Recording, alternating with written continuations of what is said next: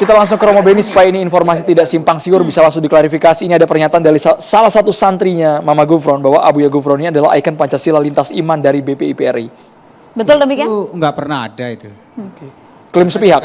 Nama itu juga nggak pernah masuk ya. Nominasi mulai dari UKP zamannya Yudi Latif sampai sekarang yang baru dapat itu nggak ada itu. Berarti ngarang ini? Ya kan gini, ini kan gejala yang disebut dalam fenomena spiritual yang disebut spiritual narsisme. Dalam spiritual narsisme itu kerap kali bagaimana orang mencari validitas. Validitas itu orang mencari ketenaran dengan memanipulasi kebenaran. Kemudian orang itu ingin tampil. Lah, dimanja juga dengan teknologi itu orang akhirnya mencoba. Dan ini gejala universal ya. Bahkan di Eropa, Amerika, di Afrika orang ingin membangkitkan orang mati itu gejala umum. Dan sebenarnya ini terjadi karena apa? Ketika orang mengalami kekosongan spiritual. Jadi kalau kita melihat maka dalam teologi disebut ada diskresio, pembedaan roh. Mana roh yang betul-betul roh itu benar atau yang salah. Jangan-jangan itu roh jahat yang memanipulasi kebenaran kemudian seolah-olah menunjukkan kebaikan. Maka dalam depresio itu pentingnya kita melihat ini benar enggak? Tapi kan seorang tokoh yang kemudian memiliki banyak santri, membina 8 lembaga loh Romo. Ya karena dia punya kemampuan. Kalau kita melihat bagaimana misalnya di Afrika, di Amerika, mereka punya kemampuan untuk memanipulasi, meyakinkan dengan cara apa? Mereka mencoba mengambil ayat yang sepotong-potong itu dan pemahaman tidak utuh. Kalau orang biasanya ya, orang spiritual yang memang dekat dengan Tuhan, orang itu tidak akan pamer. Dan orang itu memiliki kerendahan hati, bahkan orang itu akan jauh dari keramaian. Dan orang-orang saleh seperti itu biasanya tidak mau menonjolkan diri. Maka dalam diskresio pembedaan roh, kalaunya orang itu arogan, sombong, menganggap dirinya seolah-olah yang bisa berkomunikasi, bahkan mampu membuka pintu neraka, surga, kiamat, itu ada sesuatu yang disebut ilusi kan. Nah, dalam ilusi itu kerap kali terjadi bagaimana kesadaran palsu yang terjadi. Dan ini fenomena sosial di hampir semua negara mengalami itu. Maka orang memitoskan dirinya. Ada yang menjadi guru spiritual macam-macam, tapi kebanyakan ujung-ujungnya juga motifnya ekonomi. Bahkan Romo Beni, mohon maaf tadi video-video yang kami tampilkan, yang datang ke tempat Mama Gufron ini bukan orang sembarangan. Ya, mereka punya pangkat, mereka punya jabatan, bisa interaksi langsung sama Mama Gufron. Ya kan gini, kalau orang dengan karismatik itu kan bisa mempengaruhi orang kan. Nah yang dipengaruhi itu kerap kali kan orang mencari. Di India juga sama, guru-guru spiritual itu juga banyak orang-orang artis besar datang. Karena itu, maka yang penting dalam beragama itu kan beriman itu kan berilmu. Semakin orang memiliki ilmu kedalaman dalam ilmu agama, ya orang tidak mudah disesatkan. Pikiran-pikirannya tidak bisa dimanipulasi. Maka pentingnya pembinaan dalam hidup rohani itu kan harusnya ada yang namanya, ini kan wacana harus dilawan dengan wacana juga. Lah, membangun narasi, misalnya narasi itu menjelaskan bahwa hal seperti ini tidak benar. Hal seperti itu kalau itu pengalaman dia pribadi, itu kan klaim pribadi dan klaim kebenaran pribadi tidak bisa menjadi klaim seolah-olah saya mengatakan saya bisa loh kok berkomunikasi dengan Tuhan. Saya loh bisa ketemu misalnya dengan malaikat Jibril. Itu kan tidak bisa dibuktikan. Sesuatu tidak dibuktikan, kalau orang itu benar-benar saleh, dia punya pengalaman rohani seperti itu, orang akan diam biasanya. Dan orang-orang seperti itu memiliki kerendahan hati yang luar biasa. Orang-orang seperti itu biasanya orang-orang yang tidak mau dipromosikan, bahkan tidak mau diketahui. Itu sebenarnya. Nah, kalau dalam diskresio pembedaan roh, kalau orang itu menunjukkan kecongkaan, kesombongan, menganggap diri karena dia menganggap, oh saya bisa kok berkomunikasi dengan semut, misalnya berkomunikasi dengan gajah atau berkomunikasi dengan binatang, atau bisa membangkitkan orang mati, hati-hati. Ini dalam diskusi ini jangan-jangan karya roh jahat. Justru jangan dipercaya ya? Ya jangan dipercaya. Maka diskresio itu penting dalam ilmu rohani. Ini kan sudah ranahnya Romo Beni pembinaan. BPIP bisa masuk kemana ya Romo ya, Beni? Kalau BPIP kalau melihat kasus kan Mama Gufron ini. Dalam arti pembinaan itu kan lebih menjelaskan tentang bahwa ketuhanan yang Maha Esa itu adalah nilai. Nilai ketuhanan itu kan tidak bisa, ketuhanan itu kan membangun sifat kan, karakter, melas asih, karakter bagaimana orang yang beriman itu, semakin orang beriman itu semakin orang menyintai kemanusiaan, memajukan peradaban dunia, memajukan nilai-nilai belas kasih, bukan membuat kontroversial, bukan membuat kegaduhan, bukan membuat kecemasan, ketakutan. Jadi sebenarnya lebih kepada nilai-nilai itu. Tapi kalau kita lihat dalam beberapa ceramahnya justru mengagung-agungkan Pancasila. Nah, itu kan bagian yang saya katakan tadi, bahwa di dalam narsisme spiritual itu bisa saja orang menggunakan, memanipulasi apapun untuk apa? Validitas. Seseorang mencari ketenaran, mencari dukungan, dan mencari pengikut sebanyaknya. Maka orang tersebut selalu mengklaim dirinya yang baik, selalu dia tidak pernah mengatakan semua itu teman dan semua itu dirangkul. Dan sekali lagi klaim bahwa dirinya diyakini sebagai ikon Pancasila lintas iman dari BPIP, salah itu ya? Nggak ada. BPIP juga pernah berkunjung tidak? Nggak pernah juga, sama karena sekali ya? saya dari Malang aja baru tahu dengar gitu loh. Karena selama ini memang, lah kalau saya dekat dengan Mbak Hasim Musadi dekat, pondok-pondok pesantren, dengan Buya Sapi juga dekat. Kita nggak pernah, jadi saya masih ingat Buya Syafi'i itu mengatakan beriman itu rasional. Selalu Buya mengatakan itu. Dan Buya selalu mendidik kita jangan mudah tertipu, dikelabui. Jadi ini kan banyak sekarang gejala, orang bisa saja mencari sensasi, orang bisa cari ketenaran, orang bisa mencari apapun dengan apa? Membangun satu kesadaran palsu itu. Dan kesadaran palsu itu dengan cara apa? Dia menggunakan otoritas validitasnya. Validitasnya apa? Oh misalnya, saya menulis buku. Kan suatu yang nggak rasional, misalnya 550. Bahasa Ibrani itu nggak gampang. Ngomong-ngomong soal bahasa Suryani, kita Rame punya cuplikan-cuplikan bahasa Suryani ya ini ya. Maria dan juga pemirsa, mungkin Gus Naji bisa membaca ini secara sempat viral. Apakah betul ini bahasanya huruf-hurufnya? Sambil dilihat, Gus. Iya.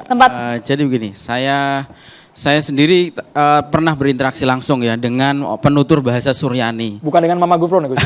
Iya. Jadi saya dulu pernah, kebetulan saya dulu kuliah di Suriah, itu ada komunitas yang memang masih menggunakan bahasa Suryani. Di daerah Maklula namanya, itu memang bahasa Suryani ini adalah bahasa ya kuno, memang muncul sejak masuk ke Suriah itu abad keempat. Masehi itu sampai sekarang masih digunakan. Tetapi sejauh yang saya tahu bahasa Suryani ini digunakan oleh mereka yang populasinya cukup banyak sebetulnya, ada 1 juta penutur. Dan yang kedua, selain mereka yang menggunakan orang-orang Kristen Ortodoks, bahasa Suryani ini kalau di pesantren lebih banyak atau di masyarakat lah, itu identik dengan klinik karena selama ini banyak dipakai sebagai jimat seperti yang tadi ditunjukkan itu adalah tulisan jimat sebetulnya itu ya, karena di kitab-kitab kitab Al-Awfaq misalnya anti peluru atau kitab Syamsul Ma'arif dan lain sebagainya itu adalah kitab tulisan-tulisan yang memang untuk perdukunan gitu ya. Dan mungkin memang dulu masuknya lewat situ Mama Gufron ini, karena kalau saya lihat latar belakangnya kan dulu pengembara. Setelah pesantren di Banten dia pengembara, dia memang lari kemana-mana dan oleh gurunya dibilang bahwa jangan kembali ke Banten kalau belum jadi orang, gitulah istilahnya gitu. Pengalamannya bermacam-macam. Nah itu sampai pernah jadi pengamen dan seterusnya. Mungkin dari situ dia mulai manjurlah perdukunannya, mungkin seperti itu. Nah gini saya kira. Kita perlu memilah saya kira terkait Mama Gufron ini. Ada hal-hal yang syariah dan ada yang non syariah. Tentu kita juga jangan terlalu supaya kita jelas posisinya. Misalnya begini ya, yang non syariah itu misalnya begini, dia mengaku mengarang kitab 500 judul dalam bahasa Suryani. Itu kan secara agama nggak ada pidananya kecuali bahwa kebohongannya gitu. Dan mungkin atau tidak, mungkin saja bukan suatu hal yang mustahil. Kalau dia bikin judulnya saja kan gampang kita kan, desain covernya aja kan bisa, itu sudah jadi buku. Dalamnya bahwa di dalamnya nggak ada ketikannya kan nggak apa-apa itu, tapi tetap disebut sebagai buku karena buku tulis pun juga buku kan gitu, itu nggak harus ada isinya. Nah, kemudian misalnya kita tidak bisa menghakimi pengalaman gaibnya, bahwa dia misalnya pernah ngobrol dengan semut. Ini kan nggak ada dosanya secara syariah gitu. Dan sebetulnya begini, saya mungkin agak berbedanya begini. Apa yang kalau dalam literatur yang pernah saya baca ya di pesantren, bahwa apa yang dialami oleh para nabi itu mungkin dialami oleh para wali sebetulnya. Itu misalnya berbicara dengan hewan tadi, itu Nabi pernah melakukan, mungkin saja dialami oleh para wali. Tetapi kan kalau kita lihat memang Mama Gufron ini tidak identik dengan wali, karena wali itu kan wali ini mesti berilmu, itu wali ini juga ada kesalehannya. Nah, kesalehan inilah yang aspek syariahnya itu. Ada hal-hal di dalam agama itu, ini begini, di agama itu kebebasan berkeyakinan itu dijamin, jelas itu. La ikraha fiddin. La ikraha fiddin itu bukan hanya tidak boleh memaksa orang beragama tertentu, tetapi tidak bisa, memang keyakinan itu tidak bisa dipaksakan, tidak mungkin dipaksakan. Nah, terus kemudian mafhum aulawinya adalah kalau beragama saja tidak boleh dipaksa, apalagi berkeyakinan tertentu. Kita memaksakan keyakinan kita, madhab kita misalnya, atau ormas kita kepada orang lain, ini tidak diperbolehkan. Nah, aspek syariahnya apa menurut saya? Nah, di agama tuh dikenal dengan ada istilah yang maklum minad-din bid-darurah. Ada hal-hal yang sudah disepakati, yang qat'iyud dilalah. Ini hal yang tidak bisa dibantah. Misalnya begini, di agama ya, bahwa sholat itu 5 waktu misalnya. Tuhan itu Allah, itu hal yang tidak mungkin didiskusikan lagi. Nah, kecuali kalau tadi masalah kunut, masalah lain sebagainya itu bisa didiskusikan. Tetapi ada hal-hal yang maklum minad-din bid-darurah. Nah, hal yang mungkin menjadi nah itu tadi, itu misalnya adalah ketika Mama Gufron ini bilang bahwa tidak perlu sholat, cukup sedekah ke anak yatim. Nah, ini tidak bisa diterima secara kacamata syariah itu. Sekalipun untuk kalangan terbatas internal ya, yang bersangkutan pribadi. Dia sendiri tidak apa-apa kalau dia meyakini dampak itu. Untuk yang lain ya. Tetapi ketika masuk ke ranah publik kan ada hukumnya sendiri. Dan sebetulnya Islam itu sudah menekankan pertama bahwa kita diperintahkan untuk berbicara sesuai dengan bahasa yang dipahami oleh komunitas kita. Makanya di Al-Quran itu wa ma arsalna mir rasulin illa bilisani qaumih. Semua nabi itu diutus pasti dengan bahasa kaumnya. Nah, kecuali Mama Gufron diutus ke dalam komunitas semut misalnya. Nah, itu tapi kan tidak, karena wahyu sudah terputus, sudah nggak ada nabi lagi, sudah nggak ada orang komunikasi dengan Allah tuh sudah nggak ada. Itu bahwa maka sebetulnya seharusnya sebagai seorang, apalagi ini kiai katanya kan gitu, harusnya dia berbicara dengan bahasa yang sesuai dengan bahasa kaumnya, gitu, sehingga bisa dipahami dan ada manfaatnya. Kemudian sebetulnya di Islam sendiri terkait masalah komunikasi, terkait masalah apapun sebetulnya Islam tuh sangat menghindari timbulnya fitnah itu. Misalnya dulu Nabi pengen merenovasi Ka'bah, tetapi itu pun Nabi tunda karena rawan disalahpahami, dan banyak kebijakan-kebijakan lain yang saya kira perlu diperhatikan karena sekarang kan menimbulkan keresahan. Nah, sebetulnya meskipun saya tidak setuju kalau ini penyelesaiannya hukum, menurut saya paling baik adalah dialog. Karena apa? Misalnya dulu kan di Bantul kan kemarin terjadi Idul Adha ya. Saya sudah telepon Gusti Allah. Nah, misalnya saya didatangi, kemudian didatangi oleh oleh pengurus NU pada saat itu. Dialog mempan, Gus. Iya. Mempan. Nah, mempan. Jadi gini. Kalau yang bersangkutan menolak gimana? Kalaupun misalnya dia punya pengalaman seperti itu, tolong jangan diceritakan ke orang lain gitu. Karena ini bisa menimbulkan kegaduhan, bisa menimbulkan fitnah. Dimanapun kan selalu begitu. Likuli maqamin maqal kalau dalam bahasa Arab itu semua ada perkataan-perkataan itu yang punya tempat gitu. Nah, sekarang begini, terus kemudian saya juga saya sebenarnya pemikirannya sama ya. Ini saking banyaknya pengen ditumpahin semuanya. Saya tuh nggak membayangkan bahwa malam hari ini mau diskusi tentang Mama Gufron, karena saya waktu pertama kali lihat video-videonya juga saya kira ini hanya lelucon saja gitu. Ini lelucon, jok dan seterusnya, karena sekarang banyak sekali konten punya pasukan malaikat loh seperti itu. Nah, ternyata kita memang sampai mendiskusikan ini karena memang pengaruhnya banyak mungkin ya, pengikutnya juga banyak, dan bahwa pengaruhnya banyak itu ya dibuktikan dengan kunjungan banyak tokoh-tokoh penting ke sana gitu, sehingga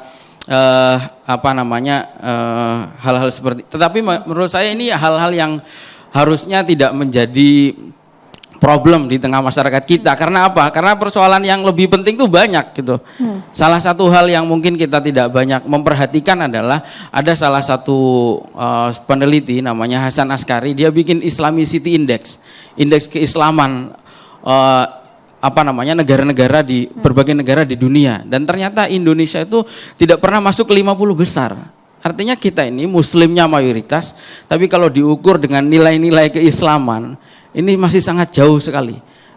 Substansi keislaman ya maksudnya gitu ya. Tapi soal dialog sepertinya MUI harus komentar, Gus, bahwa kalau diajak dialog itu sudah menjadi bagian solusi bersama dengan Mama Gufron. MUI sepakat, Pak Kiai? Mempan nggak, Pak Kiai?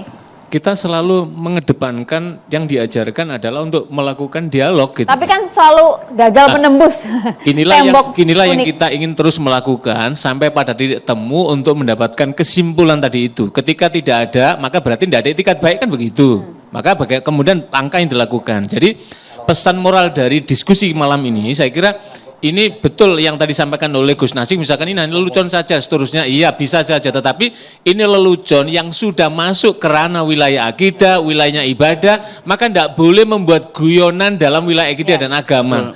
Kalau dirinya sendiri di tempat tidur, nggak terdengar anaknya, tetangganya, nggak ada masalah. Itulah negara itu melindungi. Ketika dia, mohon maaf, ketika orang sendirian, nggak masalah. Tapi ketika keluar dari kamarnya, berarti ada hak keluarga. Ketika keluar dari tangga lah, saudara kita ini, Mama Gufron dan keluarga besar pesantren ini adalah saudara kita. Ketika misalkan ada sesuatu yang nanti misalkan kesimpulan kok diduga mengandung ini potensi menyimpang, maka tidak boleh kita musuhi, nggak boleh juga kita jauhi, tapi kita bajak masuk.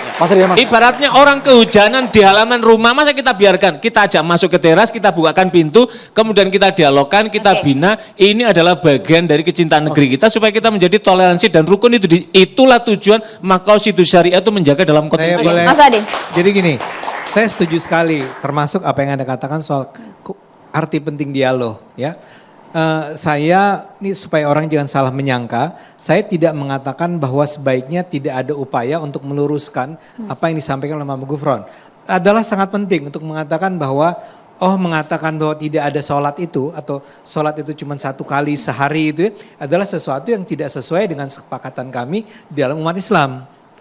Tapi setelah mengatakan gitu, saya ingin ingatkan, menyebut kata, tapi sehingga kalian adalah kaum tersesat, itu implikasinya bisa panjang. Kenapa?